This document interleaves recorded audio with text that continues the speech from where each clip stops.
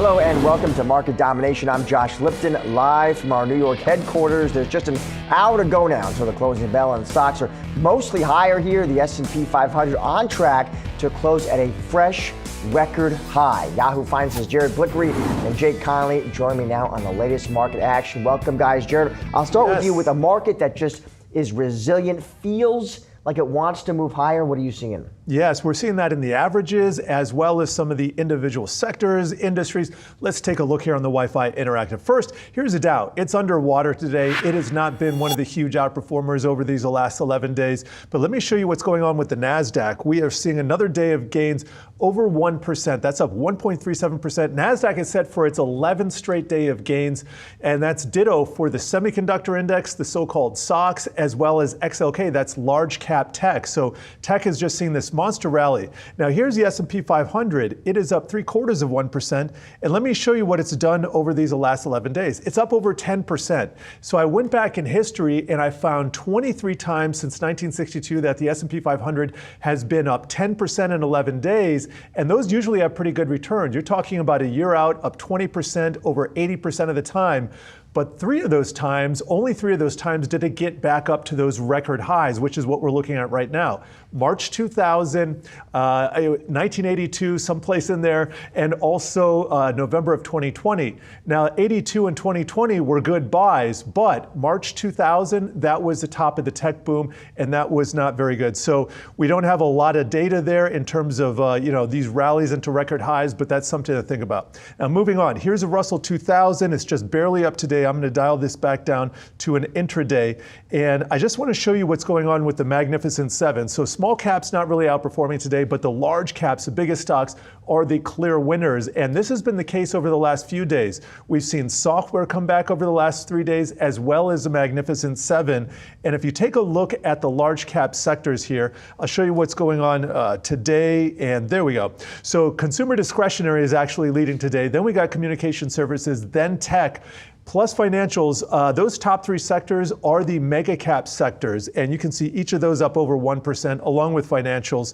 And then if you take a look at what's happening in the Nasdaq 100, we got Microsoft up another 5%, Broadcom up 3%, Tesla up 7%. So just some huge returns here. And I would remind people that Tesla and Microsoft have been laggards, but now they're coming back. So that's what I'm seeing. We saw some early strength in the chips, and now we're seeing it in software and some of those laggards like Tesla. Jake, let's talk oil. Fell yesterday, right? Stable today. Got these reports saying, you saw this, U.S. and Iran could hold new peace talks as soon as this week. What do you see in the oil market? Yeah, you're right. It's flat. Futures today, roughly flat, slightly below the flat line. Also, physical prices, like we were talking about yesterday, have moderated down from roughly 160 per barrel a week ago to now about 100 per barrel. So that's a market drop. What's driving this? It's these peace talks. It's the chance that we could be seeing U.S.-Iran negotiations as soon as this week resuming, as you said. Now, that said, U.S. officials have stressed there is no agreement to extend the ceasefire yet. Iran's military is saying that if the U.S. naval blockade doesn't end, it will move to disrupt trade throughout the Gulf. So there's still some escalation to come here, but we saw more of President Trump's interview with Fox News today. He's telling Fox he thinks the war is very close to over, signaling a pretty bullish sign for the end of this war. You see oil holding flat on. Traders are saying, let's see what happens. Let's see if we get these talks. Let's see where things go, and then we'll start trading oil and see where the movement goes. Let's say you get a peace deal done, Jake. How long before the Strait of Hormuz could return to something like normal? Like what could like a rough timeline be? It's going to be a long time, and I'll give you a few reasons. So right now there are 400 tankers holding oil trapped in the Gulf that can't get out. Outside of that strait, there are several hundred other tankers sitting there waiting to load. There are also tankers around the globe that would have to get there and start reloading, removing. Even if you take out the logistics of moving that many ships at once, new data out today showed that the outages at the wellhead, shut-ins, where production has been shut down, have now totaled 430 million barrels of oil. This is across Saudi Arabia, across Kuwait, across Iraq, across Oman. You see these wellhead shut-ins. And the problem is that when you shut down a well, you can't just turn it back on. There are pressure issues, there are water issues. Depending on how long that well is shut down, restarting it could be days or weeks or months. every strategist I talk to tells me the tail of this is expected to be measured in at least months. We saw Rystad Energy saying this morning, just the bill to repair infrastructure alone that's been damaged could be as high as $58 billion. Joe, we talked stocks, we talked oil. What about the dollar? Yeah, let's take a look at the Wi-Fi Interactive here. US dollar index trading just slightly below the flat line today, but the trend is much more important. And specifically, I'm looking at 8 straight days down in the US dollar index, the so-called Dixie, which we have on the Wi-Fi Interactive. So you might say 1.6%, well, that's not a big amount. That's actually a pretty big amount for the world's reserve currency. And I'm going to show you another chart here. Here's the year to date, because the initial surge in the dollar at the beginning of this war, that's when you saw those US dollar wrecking ball headlines. And indeed, when it got to above 100, that was a pain point. And you can see it's at 98. So it's declined recently, but that is in stark contrast to that steep rally that we saw in the early days of the war. So this is a relief valve, and this is in part fueling, I think, part of the risk rally. And it's if we had a dollar above 100, 101, you would not be seeing stocks in the Nasdaq and all these tech stocks doing what they're doing right now. So this has been nice to see. I'm going to show you a slightly longer term chart, 6 years. So we go back to kind of the beginning of the pandemic. And what I was just showing you is a little blip down here. Dollar has been in a very tight trading range. And that's why this is so important, because if it broke above, and if it does break above in the future, that's going to be the dollar wrecking ball. You're going to see that as a huge counterweight to the risk rally. But that is not happening. So the opposite is happening, and maybe we hope that continues. Since Jared is talking dollar, what are your thoughts on gold, Jake? Yeah, well, you look at what's happening in the market. Gold is trading down by about 0.5% today, but over the last few days, it has rallied by multiple percentage points. What's driving that? I think it's two things right now. First, as Jared mentions, the dollar has been pulling back a little bit. When money comes out of the dollar, that's free reserves that can go back into flight to safety assets such as gold. At the same time, gold and other flight to safety assets look really good in moments of uncertainty. Not necessarily a bullish outlook, not necessarily a bearish outlook, but uncertainty. Right now, what do you see with Iran? There's an uncertainty around where do these peace talks go? Does someone re-escalate or de-escalate? How is this going to turn out? In moments like that, gold starts to look good for investors, and I think that's going to be part of what's driving those gains you've seen. All right, Jake, Jared, great chat, guys. Thank you both. Appreciate it. Coming up, we get a read on the sentiment among small business owners. That is next on Market Domination. Nicely done. Nice. Thank you. Nice. That's how you start a market discussion. 100%.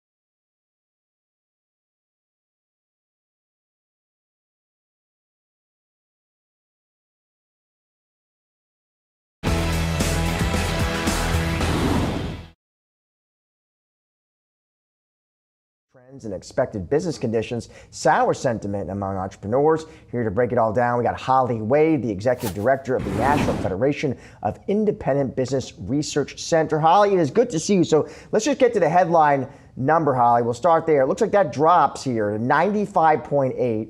That's below its long-term average, it looks like. Just explain that number for us, Holly. What's the big takeaway here? What explains that drop? So the big takeaway is that in March, we saw an overall deterioration in small business owner sentiment and also business activity. So as you mentioned, our optimism index fell 3 points. We're now below the 52-year average of the index. And we are at levels that we have last seen in April 2025 in reaction to the change in tariff policy.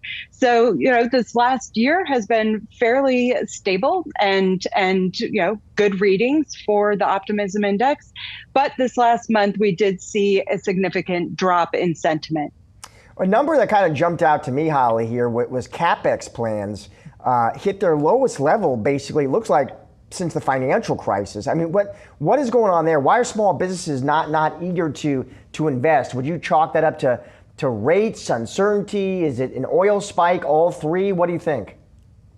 It's likely all three. So we saw an increase in our uncertainty index, and one of the biggest contributor, or the biggest contributor to the decline in the optimism index was profits, earnings. Small business owners weren't seeing as much money coming in from customers, and so they're likely holding on to those dollars a bit longer and waiting to see how things turn out.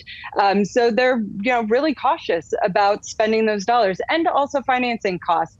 The Fed is holding rates, so financing costs are still elevated for small business owners, and that's likely contributing to those low levels of CapEx plans.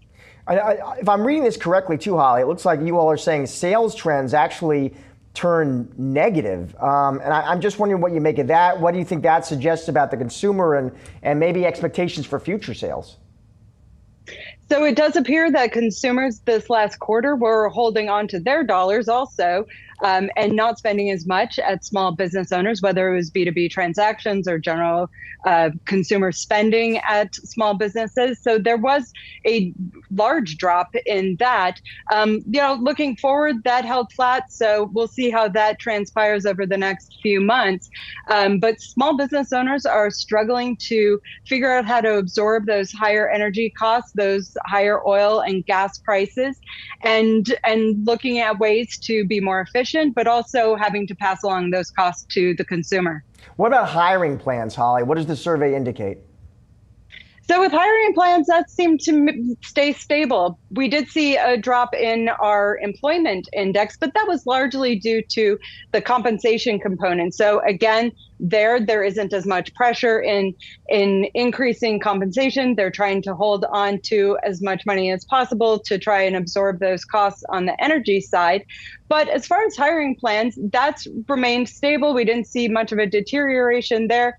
A point drop on unfilled job openings. And those levels are still very elevated compared to what we've seen in past years. So those levels are elevated beyond the 52-year average. Tight labor market for many small business owners, depending on the sector that they're operating in. Pricing was also interesting, Holly, because it looks like small businesses are still raising prices, but then I see here it looks like plans to raise prices, those are actually falling. So that's interesting. Does that suggest to you they made that, is it pricing power fading perhaps? Well, they're certainly worried about staying competitive with their medium and larger counterparts on the pricing side of things. But, as the cost of operations increases, they will have to pass along those costs eventually to their consumers. So, they might be just waiting, kind of seeing how those price pressures escalate. If they do, how long that they'll remain high to better situate themselves in either, kind of a one-time price hike or trying to figure out how much they need to increase those prices to consumers. So while it might not be next month or this month, it could be certainly the following months as they take the hit personally themselves on the front end and then pass along those costs later on when they have more certainty about what those price hikes look like for their business. I'll get you out of here on this, Holly. Just kind of bottom line, what do you think American small businesses need to see to just feel better, feel more confident? What would be the catalyst? Well, certainly a bit more certainty so they feel more confident in making those tough decisions, whether it's related to employees, whether it's related to prices, and knowing how, kind of what the road looks like, at least for the next quarter. So that's been one of the big struggles that small business owners have, is not knowing what prices look like as far as input prices go in operating their business, and then how to adjust going forward. Holly, great to have you on the show today. Appreciate it. Thank you. Well, Donald Trump has renewed his public rift with Fed Chair Jerome Powell. Speaking today, the president threatened to fire Powell if he stays on as Fed governor after his successor as chair is confirmed. Yahoo Finance's Jennifer Schonberger has been following the latest. All right, Jen, so what did you make of this? How serious is this threat?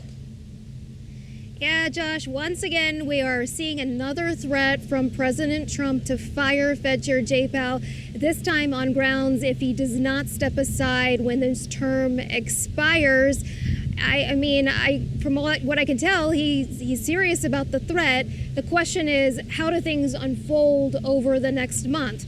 1 month from today, Chair Powell's term will expire on May 15th. And it's unclear whether his successor, Kevin Warsh, the president's nominee to be the next Federal Reserve chairman, will be confirmed in place in time. And at issue is Warsh is going to have a confirmation hearing next Tuesday before the Senate Banking Committee.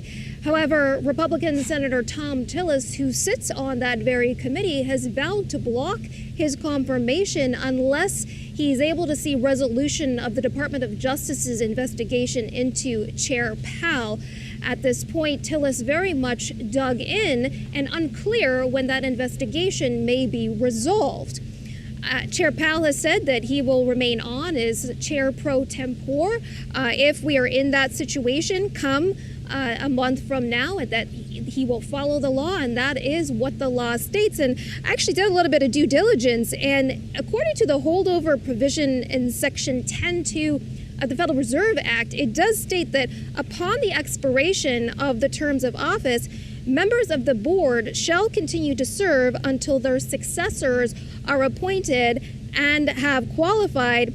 It further states that the chair could also be reappointed by the other members of the Federal Reserve Board. So Chair Powell very much well within his rights. If the president does indeed try to fire him, I expect that there will be another lawsuit here after one that we saw with Fed Governor Lisa Cook, who was fired by the president last August and now remains in the hands of the Supreme Court. Treasury Secretary Scott Bessent, though, is optimistic that Warsh will be confirmed and in place in time. Josh? One thing I was unclear about, Jen, was, all right, so as you pointed out, Powell's chairmanship, that ends next month. His seat on the board, that's until January 2028. Was Trump implying this morning when he said that, was he saying, Jen, I want him gone just altogether? Is that what he meant? Or is that even clear, actually? I think to your point, Josh, it's not clear. However, what's clear to me is that the president wants Jerome Powell out of the Federal Reserve altogether. He has been talking about how he wants him out now, has threatened to fire him for over a year, really, since taking office for his second term. A lot of people, including Treasury Secretary Bessent, have advised against that because of market reactions. And look, we're a month away from his term expiring.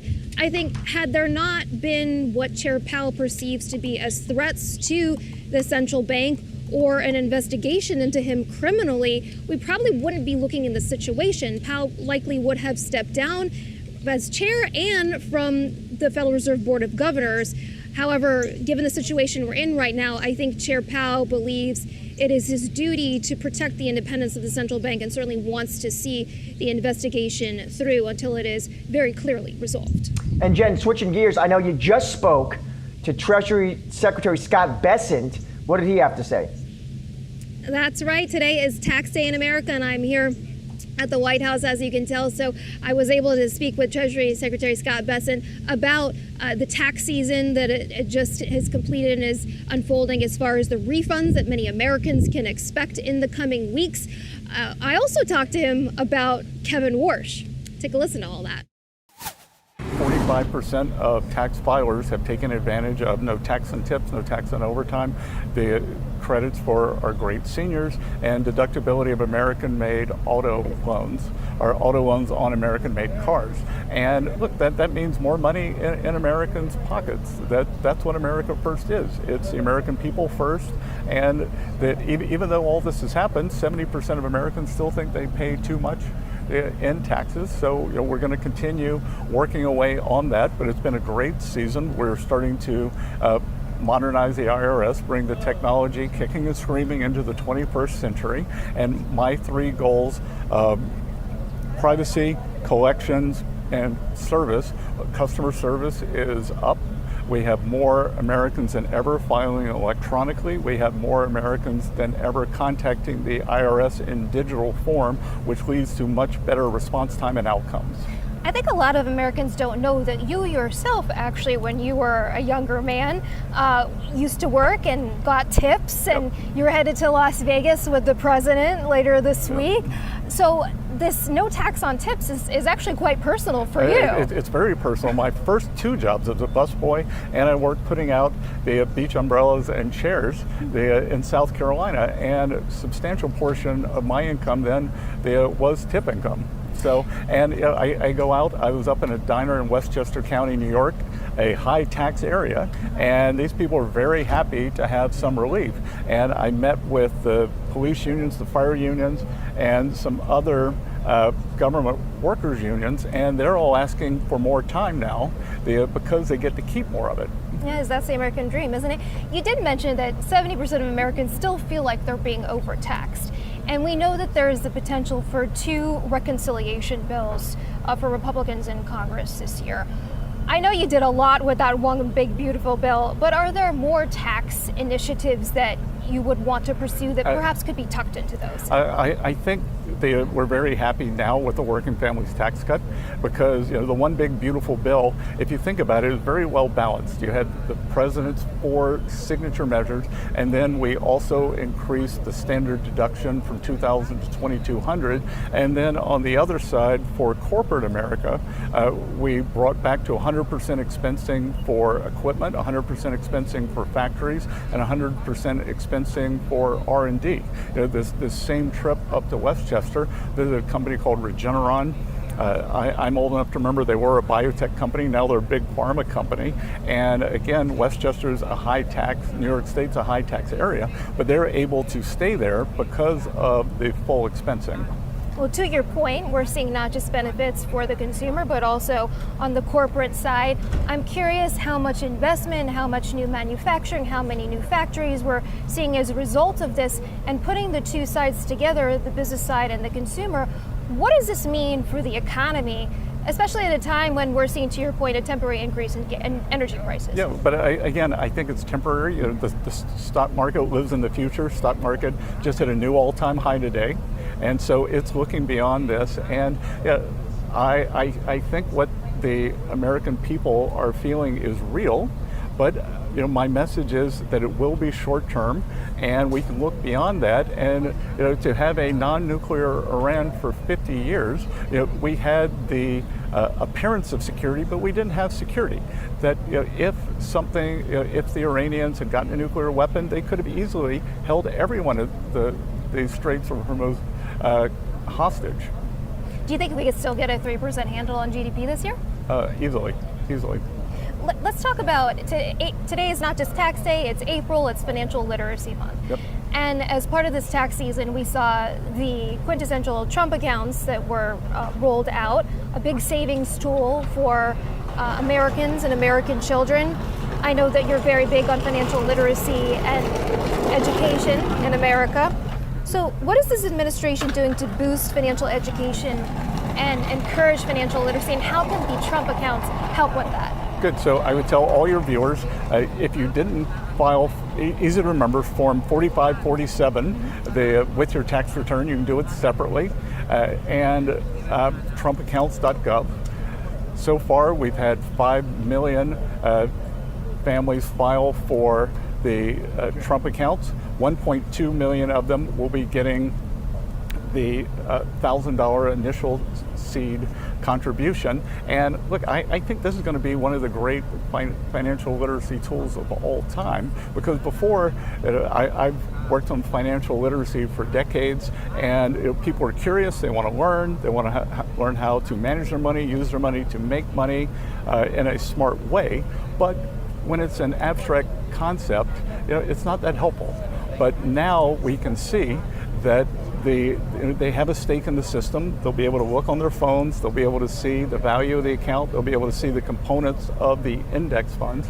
And at Treasury, this is Financial Literacy Month, so we're highlighting companies and nonprofits that do a great job in terms of American children and American families. Very, very quickly, Mr. Secretary, before I let you go, you said you're confident that Kevin Warsh will be in place by the time that Chair Powell's term is up on May 15th.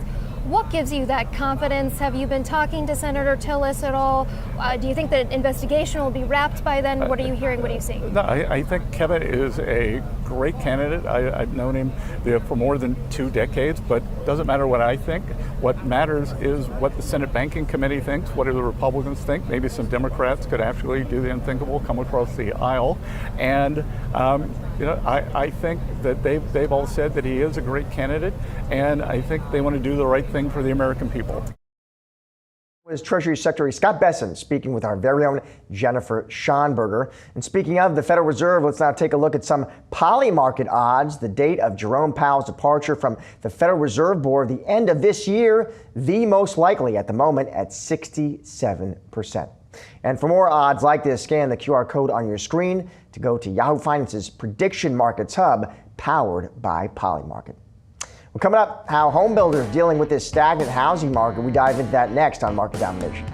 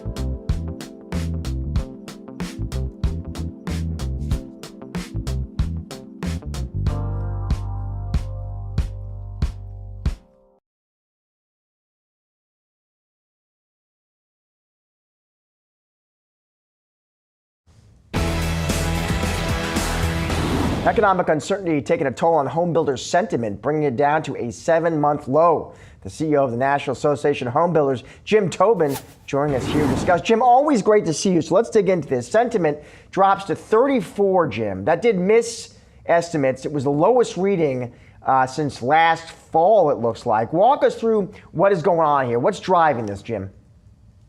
It's headline risk, Josh. It's the macro economy has really put a pause in the home buying market. Consumers have really pulled back, and here we are at the start of the gateway to the spring buying and building season, and we're watching sentiment really fall to that 7-month low. So it's a little bit surprising, but nonetheless, I think when we look what's going on in the macro economy, it's somewhat not surprising that we're seeing this pullback. You do say here, Jim, here's a stat that stands out. You say 62% of builders seeing higher material costs now due to fuel prices. Perhaps no surprise there. I'm just curious, Jim, do you have line of sight of, is that being passed along to buyers, Jim? Is it squeezing margins? Is it some combination of the two? At first, it's going to squeeze margins because the builders who are working with clients now likely have a contract, and unless they put in escalation clauses for building materials, they're likely eating those higher diesel prices. But it will, as we progress in this market, you're going to see those prices passed on in the form of higher home prices or the building materials that are delivering those. But we have heard that widely reported that gasoline and in particular diesel prices are really starting to squeeze the builders. Jim, in terms of regional differences, I thought it was interesting. The West here is clearly the weakest. Why is that, Jim? You're already dealing with high home prices out there, especially when you talk about the California, Oregon, and Washington markets, the overregulated economies. Again, high home prices, mortgage rates are still high. Really not surprising that the West is going to continue to kind of lead the way in that pessimism. Where we saw in the South, they kind of stayed largely flat. Again, more affordable, more wide open economies, a little bit more supply out there to eat through. But the West does not surprise me, given it's already persistent high home prices out there. Jim, there was this report in the Journal. I saw this. I thought, I'm going to ask Jim about this. Home builders, they say, getting stingy now with basic materials, cheaper cabinets, faucets, and countertops, cost-cutting part of a broader effort to offer more affordable homes, which is also, they say, changing the appearance of newly constructed American homes. That's interesting, Jim. What do you make of that trend? Well, when you factor in land and labor, those high costs, when it comes to offering an affordable product, you're going to look for other ways to meet the market where it is, which is looking for a more affordable product. I would push back against the idea that they look less expensive. I think there's some great products out there that look great. It's just that they're going to look for alternatives that maybe move away from hardwood cabinets or certain kind of cabinet or certain kind of surface treatments, and they're going to move to something that's a little bit more affordable. Look, we're trying to get people into home ownership, certainly affordable rental, so we can get people on that initial economic rung of success in this country. So our builders are going to try to find ways to help people afford a home. Again, given the kind of fixed land costs, fixed labor costs that we have and the challenges we have in that marketplace, and then you have layer in higher mortgage rates.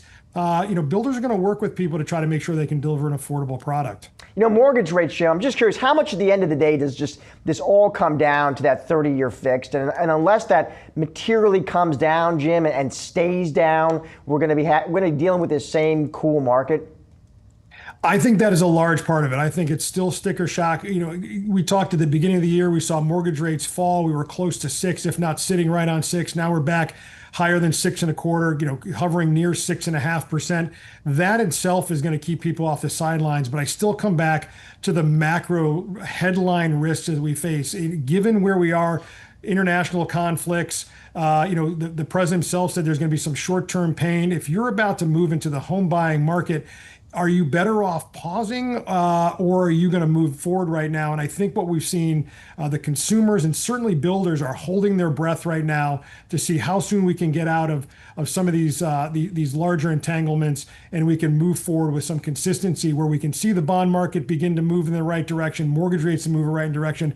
And I am hopeful that we can salvage part of the spring building and buying season, certainly through the summer and into the fall. Jim, I'll end here. In terms of policy in Washington, Jim, tariffs, regulatory issues and questions. What's the single biggest policy change, Jim, that could happen in Washington that could materially move the needle for the American housing market?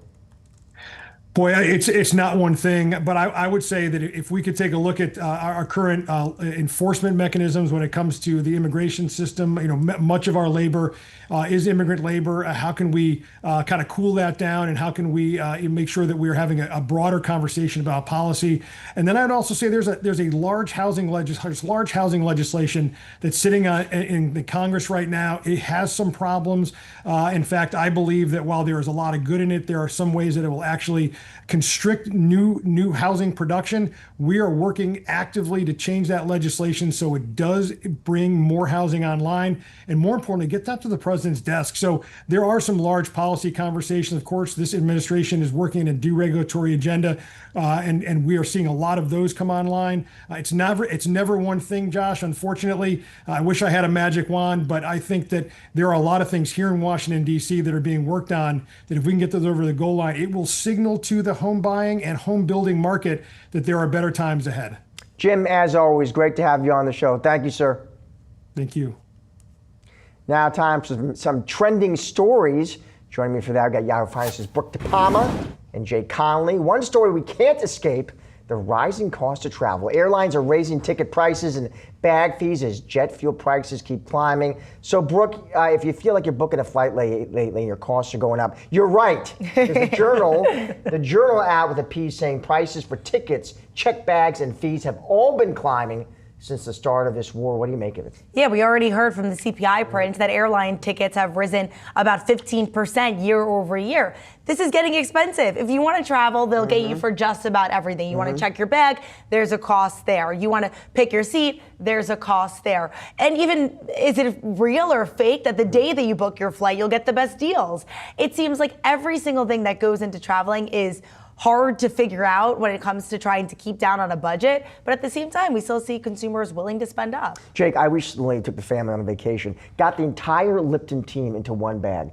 Josh, Maureen, and Sid, one bag. Checked bag? Impressive. Checked bag was over my weight limit. They digged me for $100. Yeah, 50 pounds, right? $100. Yeah. Do you think all that's these actually fees, kind of cheap for an overweight bag? It didn't feel cheap. But it is cheap. Do you think with these fees, do they pile up? Do they change behavior, impact behavior, or no? Basically, people maybe just grin and bear it, or grumble and bear it. You already see the airline CEOs talking about demand destruction and saying, look, right now, sales are hot. Airline sales have actually been doing really well over the last quarter, but CEOs have already started talking about, could some of that start to fall off? Do you choose to take the family to Williamsburg down the road, or to the beach that's a drive away? Maybe you just rent a car for a couple $100 instead of putting $1,000 into flights, right? You look at some of the numbers. Delta CEO Ed Bastian saying the war has already cost his company $400 million in operating expenses. Similar numbers out of United, similar numbers out of American.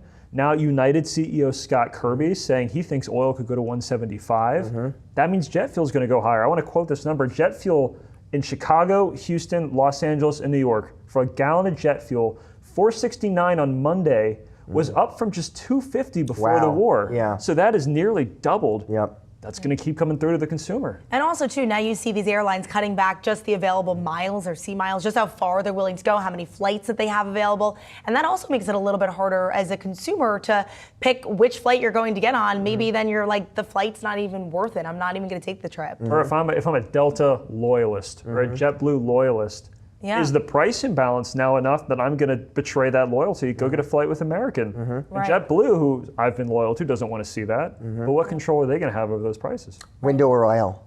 Window, always. Aisle, always. What about you? Big aisle guy. Big aisle guy. Wow. I know. They don't like the view, guys. I get claustrophobic. I don't want to climb over someone to go to the I bathroom. love the window. I don't really go to the bathroom on flights. Brooke, I'm going to stick with you because you have a new story today about Starbucks. Here's the story Brooke wrote for us. The Starbucks app launching in ChatGPT as OpenAI now continues this AI shopping push. Just start, first of all, walk us through the story. What does this mean? What does this mean for the customer? How does this work? Yeah, so Starbucks figures, okay, everybody's on ChatGPT right now. So how exactly can they also get on there? So essentially what you'll see is you write a prompt like, hey, at Starbucks. So essentially you have to innate the app within ChatGPT. And then you'll say, I want a drink that sort of matches the weather or my outfit, or I want something low sugar, high protein. Then what it'll do is it'll ultimately provide a few different options about what you can get. So maybe one of their protein cold foam drinks, or if you're wearing a purple outfit, maybe they'll suggest the ube drink. So essentially, they're just trying to meet customers where they're already going to get ideas. Sometimes you talk about these. I consider myself a Starbucks fan, but then you'll throw in like protein cold foam, and I've never tried it? Am I even going to the same store? Yes. What is ube in a coffee Ube. drink? It's very popular right now. It's like a purple cold foam. And this is, by the way, so people understand, this is not, this is the first time OpenAI has partnered here with a popular kind of household brand, right? Right. It's also partnered with Walmart. It's partnered with Target to get their apps integrated onto the platform as well. Ultimately, all these companies just looking to get in front of the consumer, they know they're going to these search platforms. So I heard from Target that Target's also working with Google Gemini. You have a few other retailers also working with them. And this is really just an initiative to ultimately try to boost sales. If this is where these people are searching for their next shopping trip, this is where product discovery happens. And then most of these apps are mostly on ChatGPT, then it'll take you to the platform that is Walmart or What do you make Target. this shake? You think is this solving for a real problem, or is this Sam Altman, like he knows Josh pays him $20 a month already? I'm going to meet him where he is already. What do you think? You got to remember, Starbucks is in the middle of a turnaround right now. Brian Niccol is trying to figure out how to get that business back to what it once was. Sales have been hurting. Maybe this is just one more way to try to meet the consumer. Now, do I think that my dad, who goes to Starbucks and buys his black coffee, is going to use ChatGPT to tell him that he wants a black coffee? Don't sell him short, Jake. No, I shouldn't. You're right. I shouldn't sell him short. Conley, you have no idea. I have no idea. What I will say is that customization is a big business for Starbucks. If this app is suggesting, okay, get the protein cold foam, get the extra pump of syrup, extra pump of ice, increase this and that, that's going to be big business. Oh, I've got to write down my sister's Starbucks order. Quad shot over ice, build it upside down, 200 degrees. All right, we'll see if the ChatGPT suggests that complicated. How do you think, if you were an investor in Starbucks, how would you track and kind of measure success here? You think it'd be like that's a great question. Is there an increase in sales? Or usage, loyalty? I guess that's where you go, right? Or are they able to see how many transactions came from the chatbot? Are they able to see the direct correlation between that, maybe the increase in customizations? Are more people getting cold foam this past quarter? I think that would be the ultimate measure of success. Whether or not we'll get that, though, because it does eventually get you to the app where you purchase, is that integrated enough to ultimately show that journey that a consumer goes on? Finally, and maybe one of my favorite stories today. Allbirds. Allbirds, your favorite shoe, your favorite sneaker. Guess what, Brooke DePalma? It's becoming an AI infrastructure company. Newbird. Newbird you hear AI. this? Newbird AI. Random pivot makes sense. What do you think? The company needed to do something. It already sold off its assets for $39 million, that is, to American Exchange Group. That's the company behind Ed Hardy, as well as Aerosols. So it did that already. Now, it's kind of jumping on this bandwagon. It's seeing NVIDIA, it's seeing Meta, it's seeing Tesla do so well. The stock up nearly 700%. It even went above that during today's trading session, jumping as much as to $23 per share. I truly think that this is a company looking to get on the bandwagon, and clearly today it's working. I get it, Jake. Maybe it's just like there's so much demand for AI compute that if you have access to capital, go for it. Why not use it? Because the market's going to love it. Yeah. Clearly, look, we're at a point you sprinkle a little AI on stuff and watch AI. it blossom. Yeah. Now, what does this remind me of? A few months ago, actually, this little-known karaoke seller that nobody had ever heard of called Algorithm Holdings. Great story. Came out and said in a press release, we're now an AI-powered logistics and freight company. Took down big names. C.H. Robinson. one of the biggest freight names in the world, trading down on that news. Yeah. What does this also feel like to me, though? This kind of feels like Trump media going from social media company to nuclear technology company because nuclear is hot, right? Is this just a bid to catch the AI wave? Probably a little bit. Could they also build a legitimate business behind this? Maybe to be seen. I want to read from this, quote them. They want to use the initial capital to acquire high-performance GPU assets, which will be deployed to serve customers requiring access to AI compute capacity. To that point, AI compute is a huge market. Some of the biggest companies in the world are playing in that boat. Can Newbird AI be one of them? If they've got free capital, why not? Yeah, they are going to get $50 million in funding in the second quarter as well. See what Jake and Josh put out a press release. We're pivoting. We're AI. Reporting to GPUs. Jake, Brooke, Opening up thank you data both. centers. Appreciate it.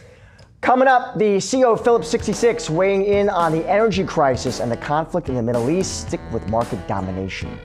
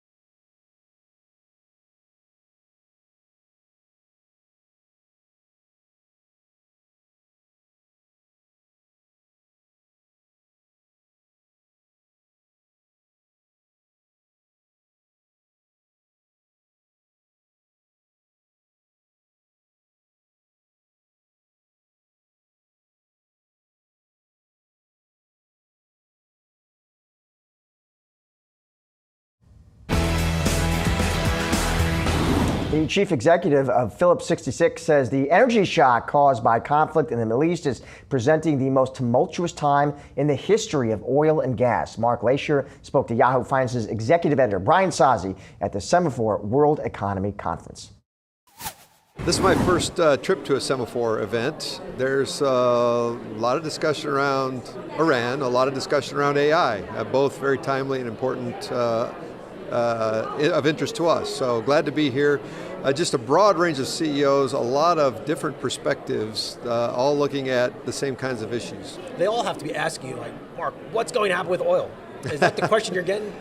Getting a lot of that, yes, absolutely. And it's one of the most tumultuous times certainly in my lifetime, and I think perhaps in the history of oil and gas, to have the kind of disruption that we're seeing with the Strait of Hormuz closed down. How, we talk about it a lot in the media. We say the Strait of Hormuz is closed down. We see a ship going through it. We don't see a ship going through it. How severe is a closure like this? Well, when you step back and look at the math, about 20% of the world's crude oil, similar numbers around LNG, things like fertilizer, massive fertilizer production, can't transit the Straits of Hormuz to get out to the world market, so it's incredibly disruptive.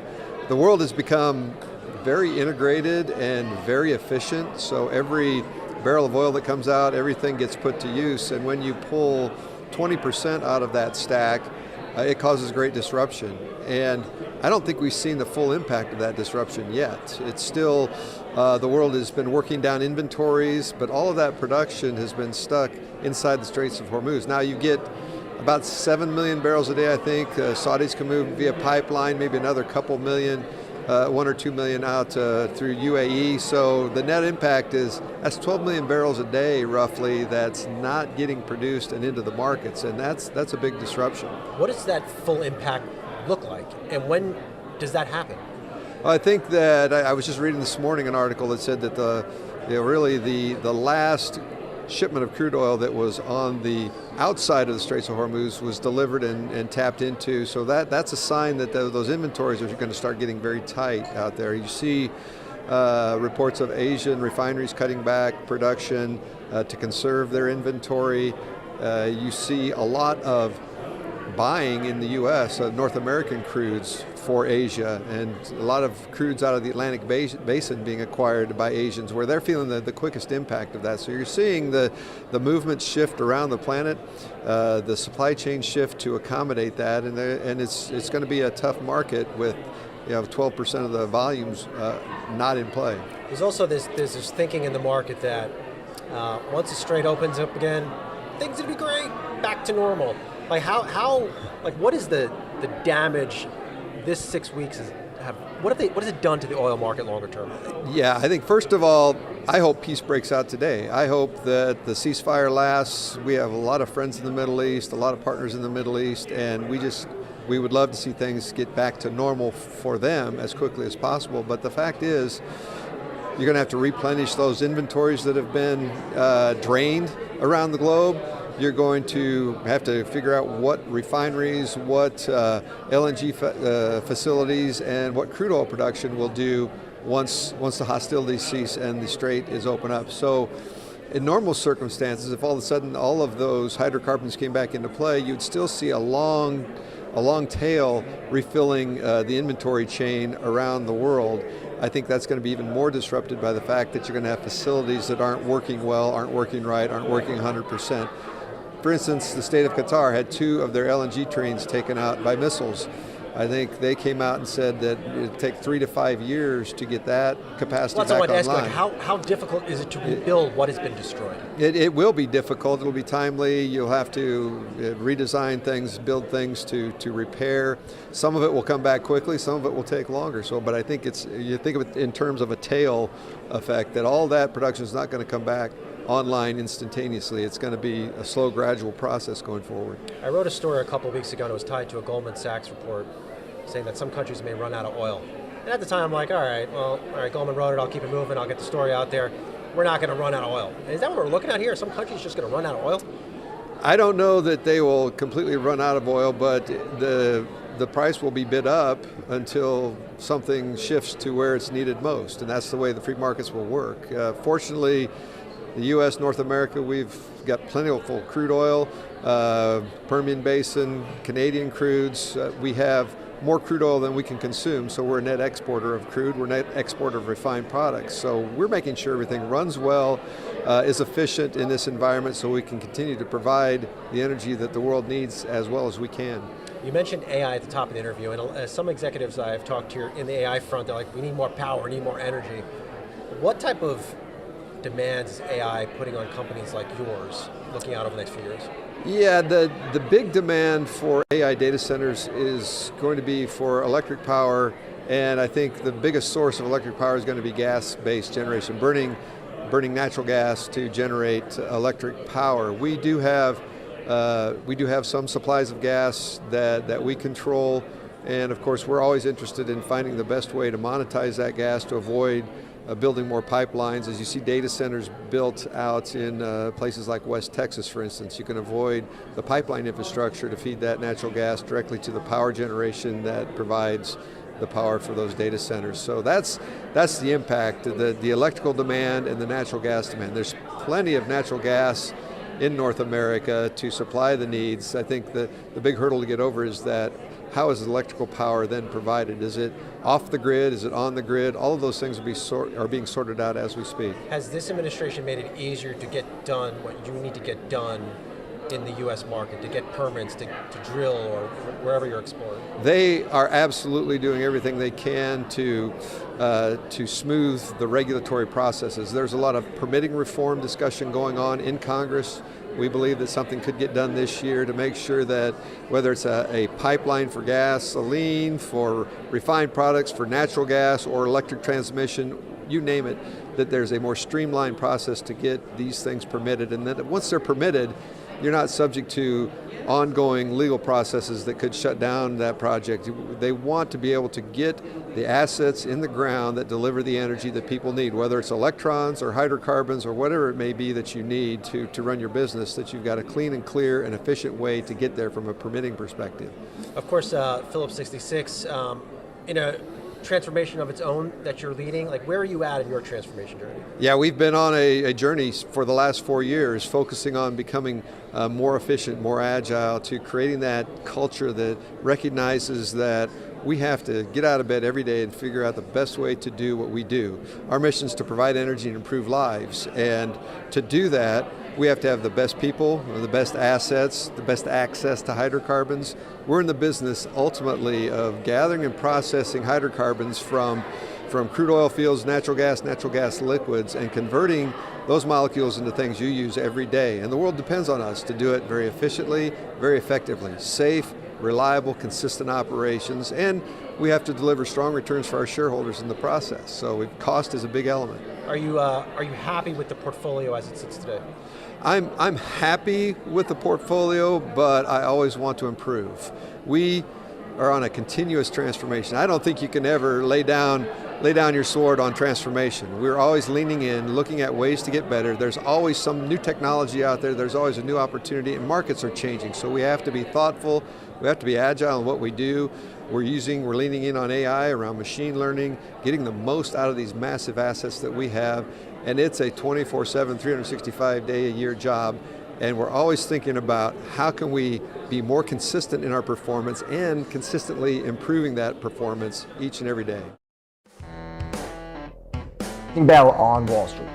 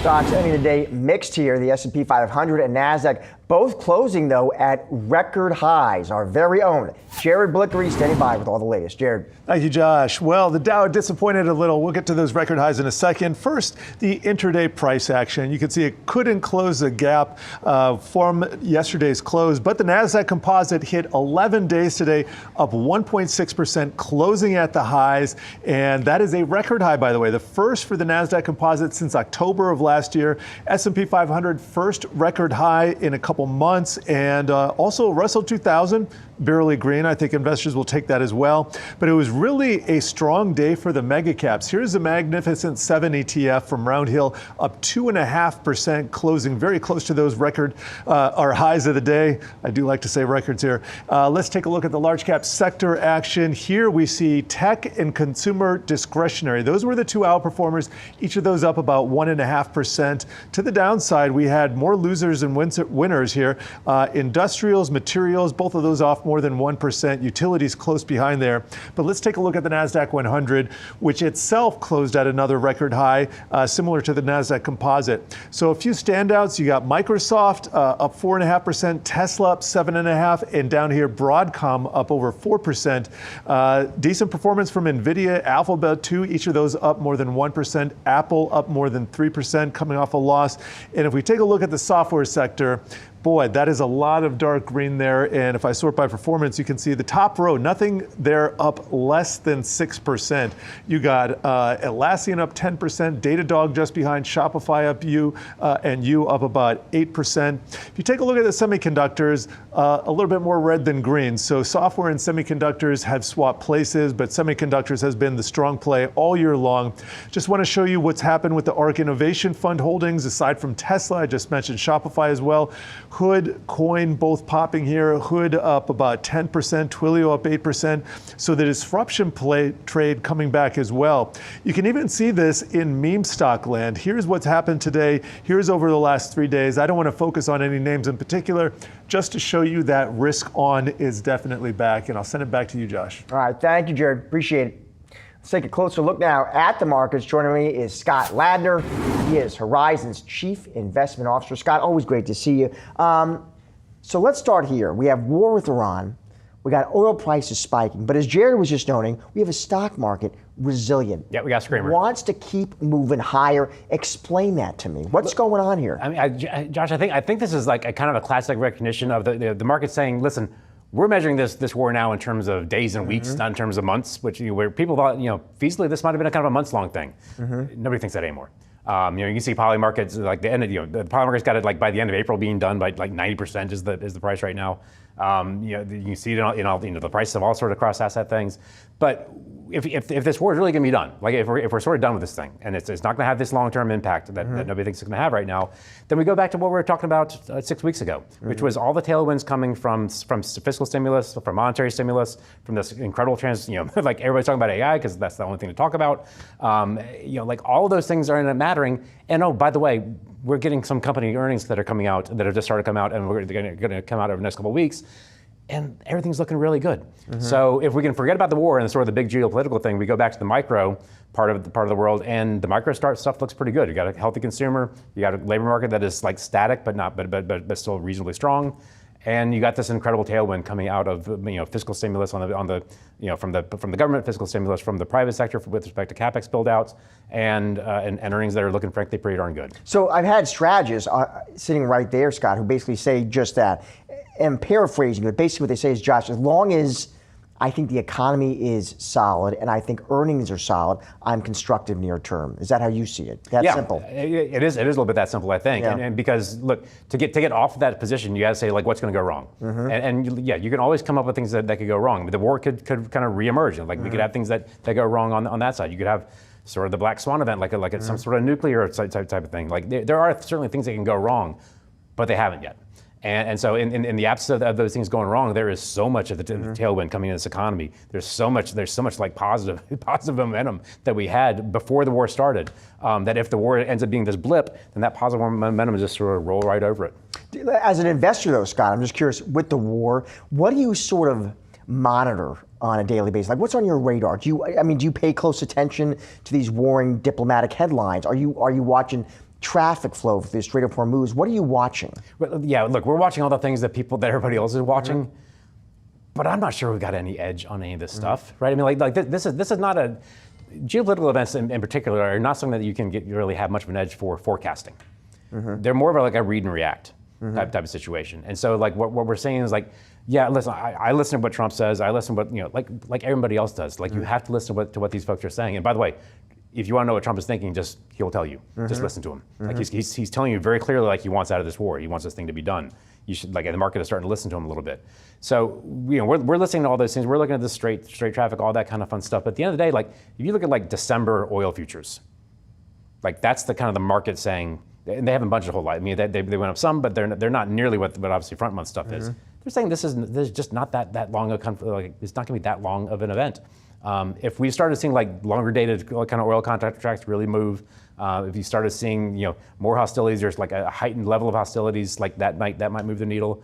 But without those things, the market is pricing this as being a rather temporary thing, and we're going to read and react right along with that and agree with them. Let's talk about the Fed real quick. We did get the beige book today. Here's what they had to say. Conflict in the Middle East cited as a major source of uncertainty that complicated decision-making around hiring, pricing, capital investment, many firms adopting a wait-and-see posture. Where is the Fed in your narrative? Like, are you in the, listen, they're done for the year? I've had smart strategists this week tell me they're on their hands the rest of the year. They're not moving. I think that's a supportable statement. So, I mean, look, I think the Fed is generally out of play.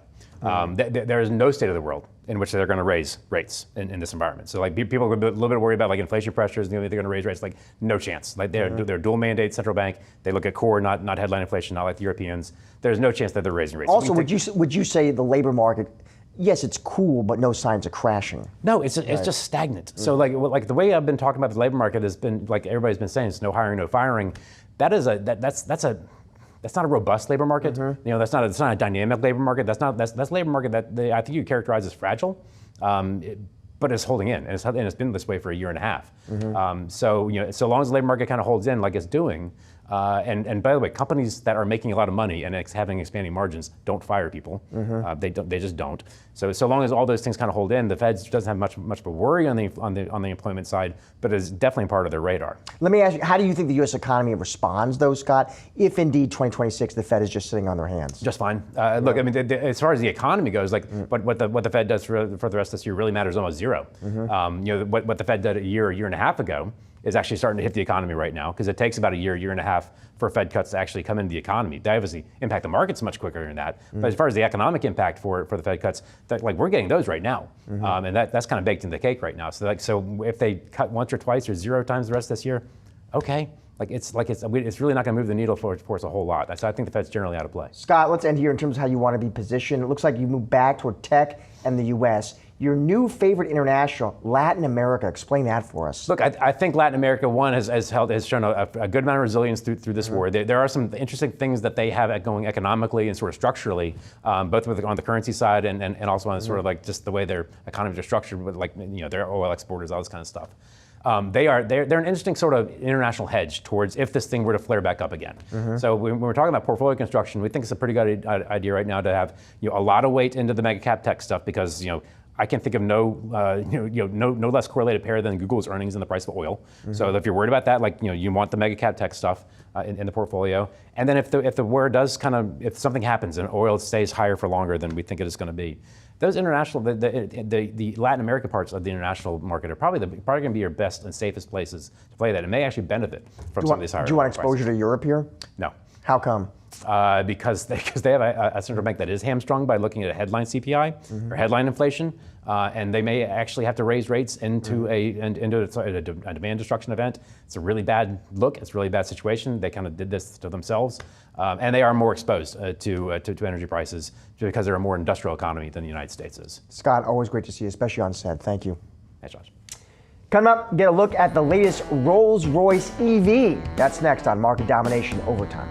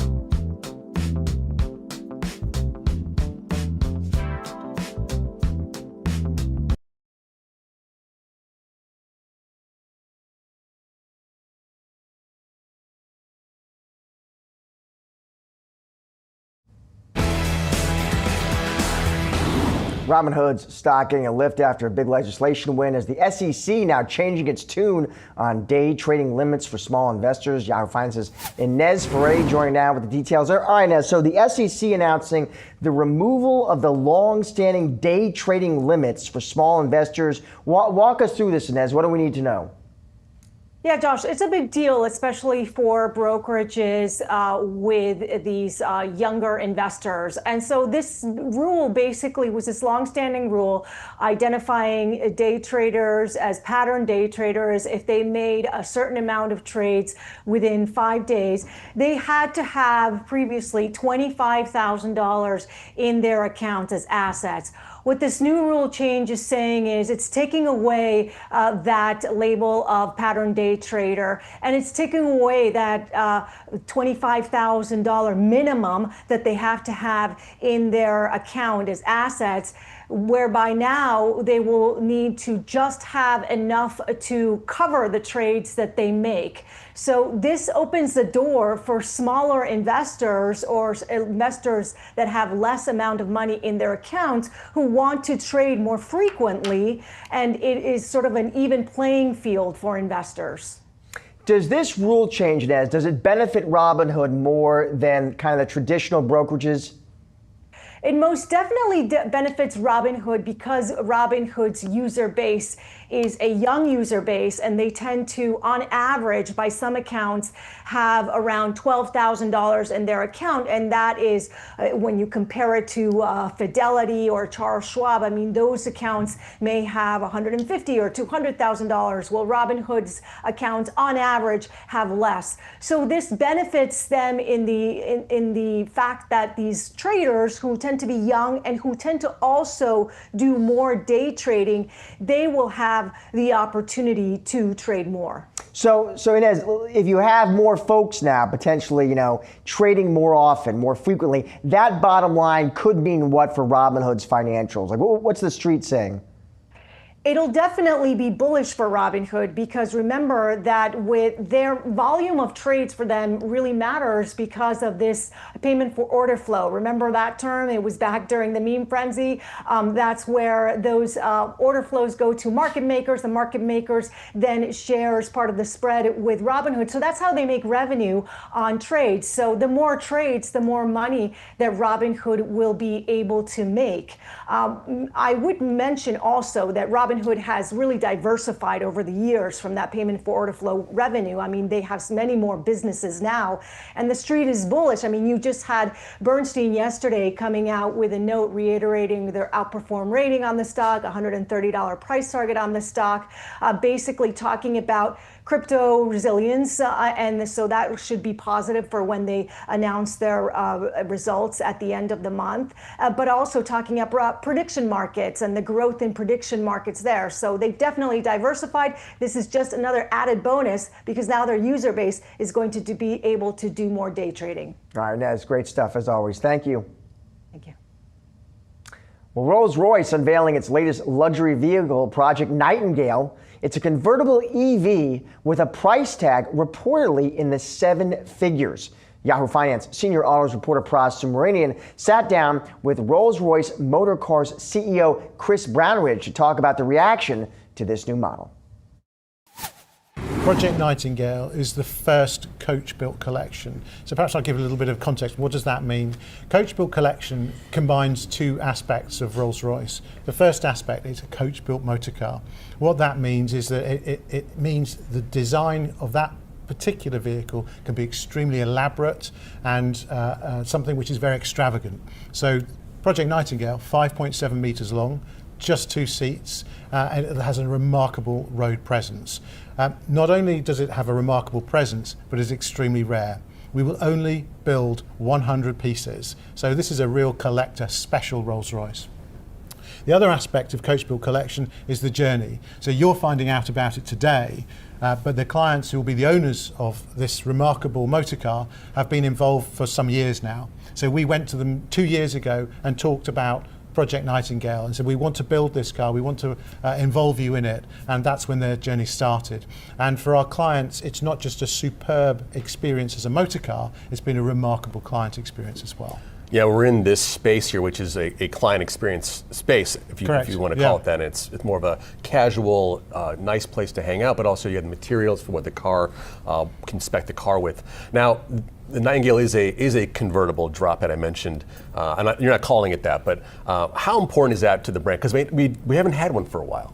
Well, Project Nightingale is a coach-built motor car, and as a result of that, it's something which is quite extraordinary, and it fills a gap within our product offer today. Of course, we have a portfolio of models that everyone knows, and from time to time we create private collections based on those motor cars, and they inspire our clients to commission their own Rolls-Royces. And where we're sitting now in the private office in New York, one of 5 private offices around the world, that's where those conversations happen. And for the most ambitious clients, we have been producing from time to time one-of-one coach-built motor cars. And of course, the most recent examples of those like drop tail or boat tail. But there was a gap, and the gap was one that we wanted to fill, where we design the motor car and we work with the clients to curate their particular coach-built motor car. And so it's a very important part of our offer, and it really showcases the possibilities of what a Rolls-Royce can be. It also shows what our bespoke coach-built team are capable of, and it's truly remarkable. But because of the work that we're doing, of course, we need to extend our factory as well. You know, with bespoke, we're talking about custom work, and coach-built is, again, limited edition pieces. These cost money, and these are in the several $1 million range. I know you don't want to talk about exact pricing there, but they're not cheap. The car is also an EV, and I know only 100 units were allocated, and they're all sold out. Customers, I guess, were okay with that. I think there's been some issues with, high-priced EVs lately. Well, let me talk about the Rolls-Royce experience. We had a challenge about 5-6 years ago. How do we prepare ourselves for the future? Can we build a motor car that uses a different powertrain, which is still an authentic Rolls-Royce? And our engineers worked tirelessly, and in 2023 we launched Spectre, and I think we've made the point. The Spectre Rolls-Royce is a remarkable motor car. It embodies all of the facets you'd expect of a Rolls-Royce. Silence, ease of driving, endless power, and of course the magic carpet ride. And Spectre's been a huge success for us. So when we look at how many client deliveries we've had of Spectre so far, compared to Wraith, which is the previous super luxury coupe that Rolls-Royce offered, they're pretty much identical. So Spectre's been a great success for us. But aside from that, when we were working on Project Nightingale, it was the obvious choice. Can you imagine driving such an elaborate and extravagant motor car in complete silence? Absolutely no mechanical noise with the roof down. I've had the privilege of driving in a test mule, and it's remarkable. I can't wait for our clients to experience it. With electric propulsion in Rolls-Royce, it sort of makes sense in the sense that you want it to be quiet and effortless and just a smooth ride. You have some competitors, I don't know if you want to call them competitors, like Bentley and Ferrari going the EV route too. Does this sort of validate what Rolls-Royce is doing in the space, that, hey, these guys are going to follow us as well? Well, for Rolls-Royce, it makes complete sense. If any car mark makes sense with electric power, it's got to be a Rolls-Royce because of the factors I've talked about already. And Spectre demonstrates that without any question. And so we will continue to launch electric Rolls-Royces. But of course, in the last 4 years, the whole landscape's changed from a legislation perspective.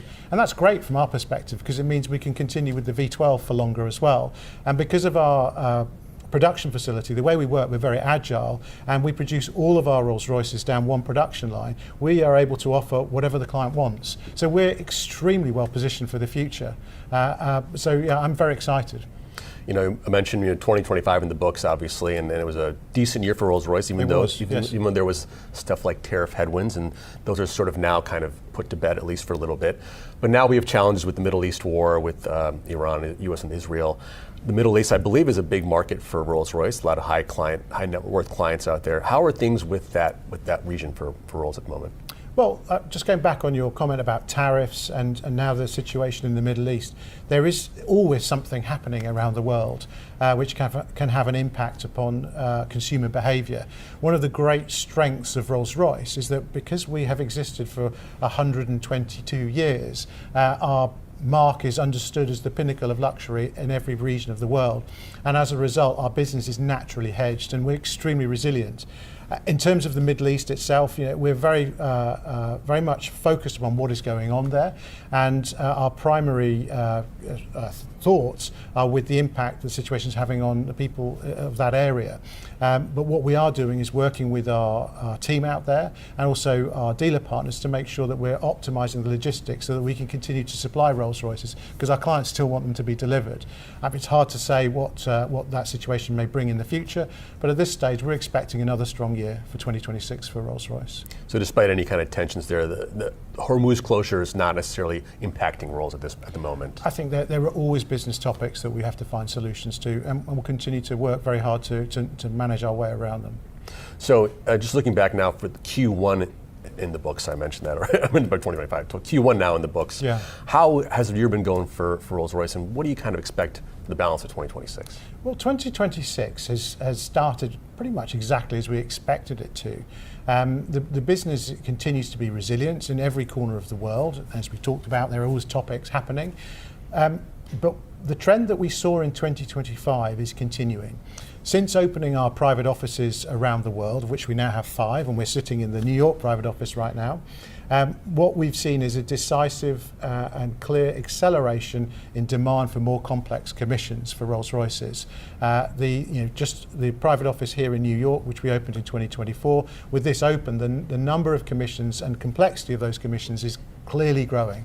And this is a trend we're seeing in the Middle East, we're seeing it in Europe, and we're also seeing it in the Far East as well. So that is a core aspect of the Rolls-Royce business strategy. Coming up, millions of soccer fans are heading to the U.S. this summer for the World Cup. We'll look at what that means for the short-term rental market. That's coming up next.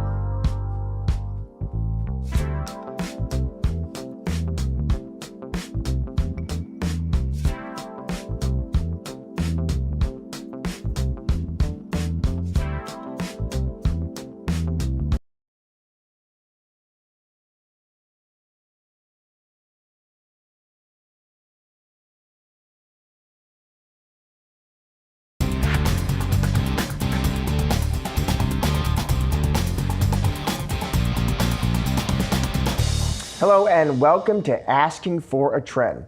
As the U.S. hospitality sector gears up for the 2026 FIFA World Cup, short-term rental platforms are enjoying an influx of demand ahead of that tournament. Here with a breakdown of that demand, we have AirDNA chief economist Jamie Lane. Jamie, it is good to see you. So let's dig into this report, Jamie. So your data shows bookings are up around 66% year over year. That is impressive. Where are the biggest spikes, Jamie? I'm interested. Like, which cities? Yeah. So by far the biggest spikes are in Mexico. Those are some of the markets that see some of the lowest overall demand usually. But when we look at the U.S., it's some of the markets like Kansas City, Dallas-Fort Worth, Miami, Houston, Atlanta are all seeing greater than 70% year-over-year increase in demand. So very strong interest across all the markets. Why do you see it so strongly in certain cities, Jamie? I mean, does that come down to pricing, to supply? What is it? Yeah, a big piece of what's driving the increase in markets like Kansas City and Dallas is the lack of lodging. So Kansas City isn't a huge market. So people started booking really far in advance to make sure they got lodging. And we see it in markets like Boston and Philadelphia too. Like these are not a lot of hotel rooms in these markets, not a lot of short-term rentals. So people are snatching them up well ahead in advance. Do you think ultimately, Jamie, are the big winners here? Would you expect them to be the sort of the mega tourist cities, you know, the New Yorks, the Miamis? No, not really, because those markets are generally always seeing really strong demand during the summer. So I'm looking more to some of the markets like Dallas, Houston, Atlanta, Kansas City. These are the beneficiaries. They're looking more at like 60-70% occupancy during the summer in a normal year. And now they're going to be up 80-90%. So those are where we see the big winners. Those are really where we're seeing the big increases in pricing too for hosts operating in those markets. Let's talk prices, Jamie. Like, what are fans paying for this?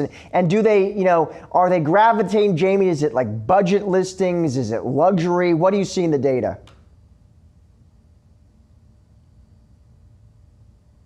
One of the advantages of booking far in advance is you're going to get a lot of the cheaper listings during a peak demand period.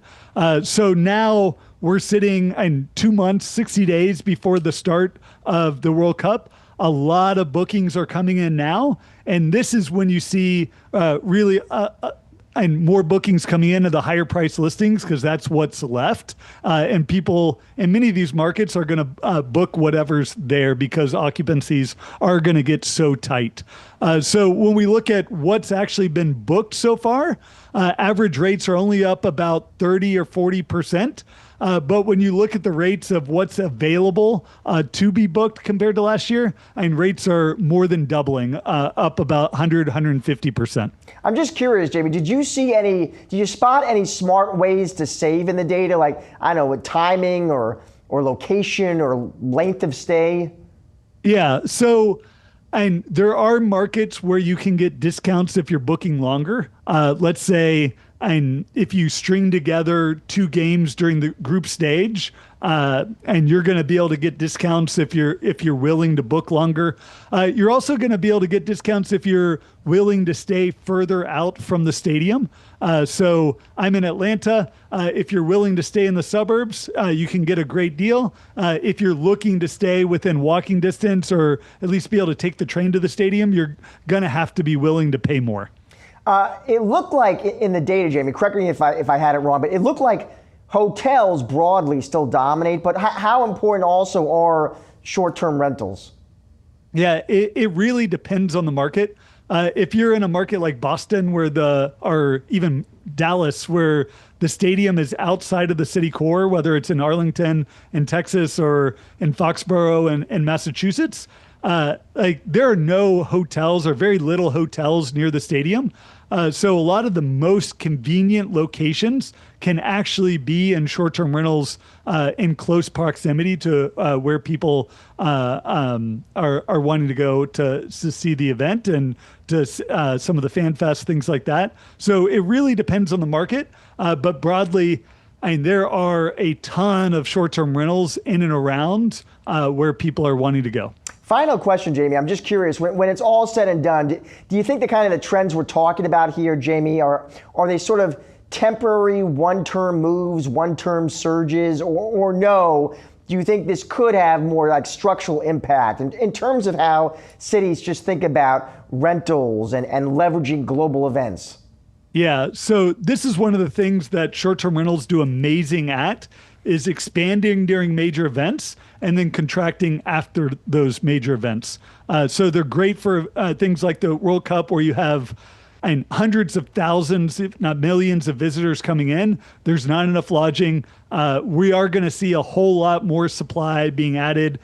In Kansas City, we've already seen a 30% increase in listings. And what we see afterwards is a lot of those listings stay on long term to then be able to host during those high demand periods. So this can have lasting positive benefits for a lot of these markets. Jamie, great to have you on the show today. Thank you. Thank you. Stick around. Much more As for Trends still to come.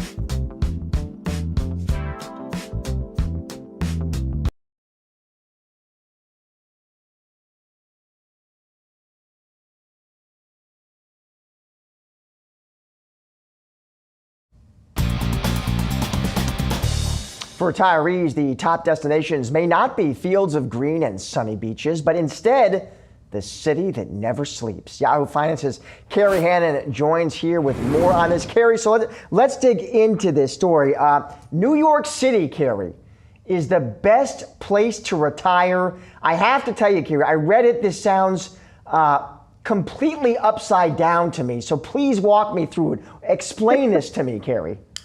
Okay, so Josh, I wrote about this new index that just came out, and it's called the Geography and Prosperity Index, and it looks at 250 urban metro areas, U.S. metro areas, and ranks them on a variety of things. So it wasn't specifically set for retirement, but what it was looking for is cities that are prepared for what's coming in the future. And so it's cities that are nimble, that are thinking about things that are happening that are going to shift everything in the next 25 years. For a retiree, if you're thinking about relocating right now, you're looking to live somewhere for probably 2 decades, right? And so what's curious about this list is all these cities that a lot of people flock to because they're warm and they have low taxes and the cost of living is low, they all rank near the bottom of this list. I mean, it's places like Palm Springs and lots of Florida cities, Myrtle Beach, those sorts of things that are simply not prepared for the future. And New York City, on the other hand, and a lot of the ones that really rank up at the top that could be fantastic for retirees are cities like New York, like Washington, D.C., Seattle, Boston, and one of my favorites, Durham, North Carolina. But here's the thing that they're looking at. They're looking at a whole bunch of factors that sometimes a retiree who's thinking about golfing might not be considering. But look at that Palm Springs where they mention as one of towards the bottom of their list. People love Palm Springs. I mean, it's a dream place to go. But the population there is getting older and older. What that means is you don't have younger people coming into a community, and this is true of all the ones towards the bottom, that provide a tax base. They're earning money, they're paying taxes, they pay for all kinds of services from roads to garbage pickup to people employed that can help you as you need more assistance as you grow older. So if you don't have a vibrant young population coming in, you're at risk. This list also looks at climate things. Again, back to Palm Springs, I'm not trying to hit on them too hard, but they just announced that by 2040, residents need to reduce water consumption by 40%. Well, hello, golf courses. I mean, what's going to happen here? So this is something that you have to be prepared for the climate changes in these warm areas like Florida and Arizona and so forth. I mean, it's even harder anywhere where climate change is going to become an issue over the years. You can have a hard time getting insurance even, but it's simply how comfortable is it going to be to live there. And you want a community. When I talked to one of that rankings talking about the population growth and the vibrancy, it also is about sociability. And if you can, the researchers on this index really focused on, can you walk around the city? I mean, is there that human connection? Even if it's a weak tie, you actually see people on the streets, you're engaging in some way, and it really helps a lot with isolation and loneliness, which often comes into being during the retirement years. So New York City, I actually love New York City, and I wouldn't mind retiring there. But here's the thing is they do note in this survey, since it's not specifically retirement cities, this is just one index to consult about things that might matter to you, because in fact, they are expensive. So you need to just use this as one of your pieces of information where you're looking to maybe relocate in retirement. Yeah, Carrie, I gotta tell you, when Josh Lipton is ready to retire, I am looking for warm weather and I want low taxes. I want a city that is not a fiscal mess. Here's my question, Carrie, though. This is theory, right? In other words, or no, do we have data that says, hey, folks who are retired now in New York City, we have good data and research saying they're happier and more financially comfortable and secure than other places? Or no, this is about what's coming in the future, potentially.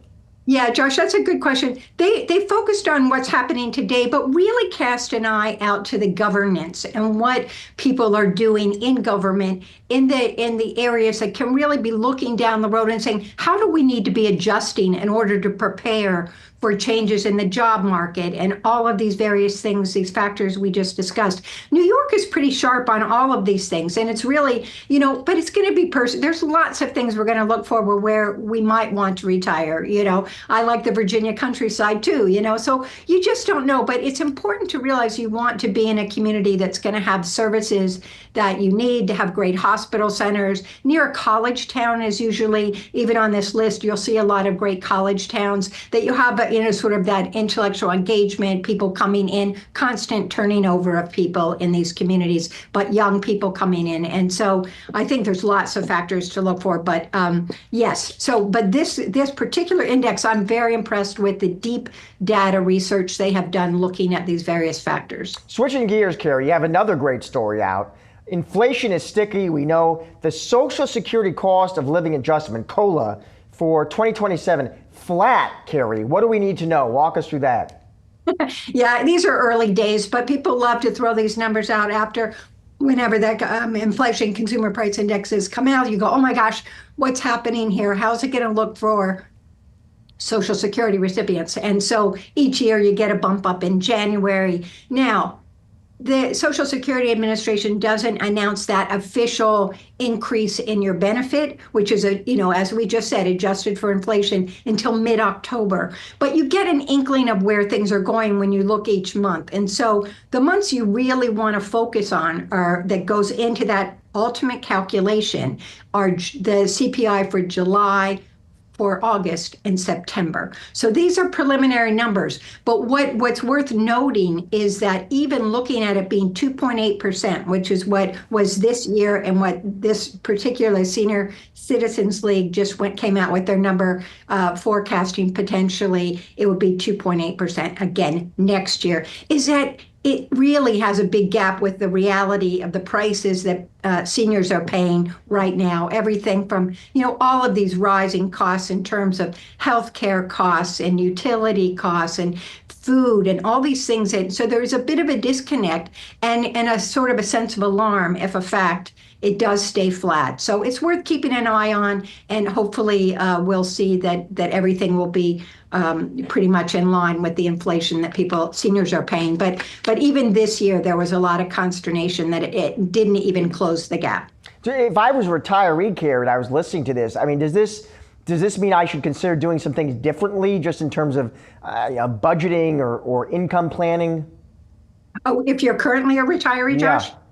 Yeah. I think you need to pay close attention to your budget and lifestyle creep, all of these things that can happen in retirement, because not everyone relies on Social Security to be their sole source of income, of course, but it is a big chunk of a lot of retirees' expected income. So you want to be focused on that fact, and also just be mindful of your budget as best you can. We can't control as individuals what that COLA bump is going to be each year, but we can control our spending. Carrie, as always, great to have you on the show. Thank you. And thanks. Stick around. Much more Ask for a Trend. That's no go.